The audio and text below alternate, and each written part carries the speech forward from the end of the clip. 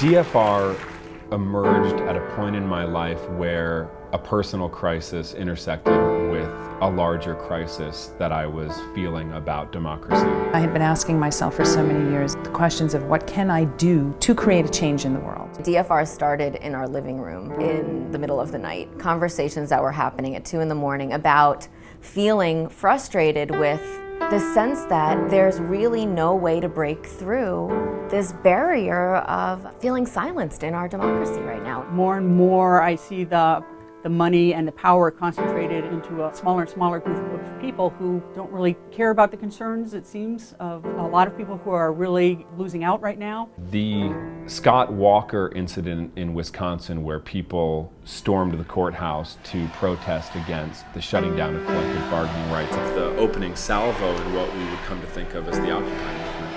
It was sort of the moment where I said, well, what the hell are you doing about anything? You know, you're frustrated, you're angry, you're scared for your kids, you're scared for the future, the environment is crumbling around us. What are you going to do? So what do you do when you feel like you don't really have a voice, but you have this tremendous passion for change? I could retreat or I could act. And my training in theater and my passion for politics led me to act. We are going to write another chapter for this city. So that we're not just working in our separate orbits, but we're trying to organize. We write history. But what's your commitment to your community, to these very people, not an abstraction, these people here? So the first step for me in thinking about how to begin a piece of political theater work is to research the place that I'm at. Syracuse in central New York has an incredible legacy of freedom struggles, starting with the Haudenosaunee, what we think of as the Iroquois.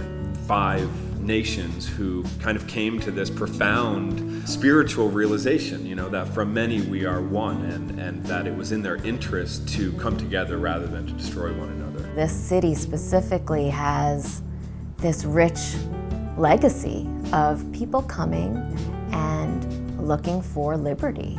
There's this really wild history of evangelical tent revivals that were part of the whole western and central New York region in the 19th century, to the extent that these itinerant Irish and German preachers would travel from Buffalo to Utica, and right away I saw this and it was like your chocolate and my peanut butter. It was like tent revivals, freedom.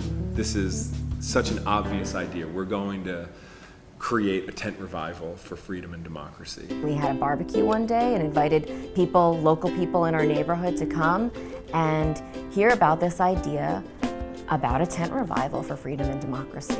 She said, you know, there's this political theater group and I think you'd be a good part of it. And at first I was like, I didn't think so because I'm not real political.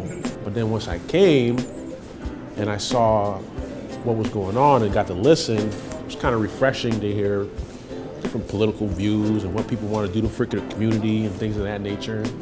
I said, let me just jump in. Kevin actually drafted my daughter first, who's a violinist, to join DFR. And I kind of got the, well, you can come along too. At least that's the way my daughter put it. I never would have even known of political theater. I didn't even know that such a thing existed or a genre existed of theater. For me, it has begun to feed and assuage that need to do something, but in a way that has made me feel that I'm tapping into my natural abilities. Here I am in an opportunity to express myself politically, theatrically, and musically. It all comes together. It's an answer against kind of perpetuating a state of negativity and moving to the state of positivity and celebration, really, of singing with people, of dancing with people, of creating and writing music together.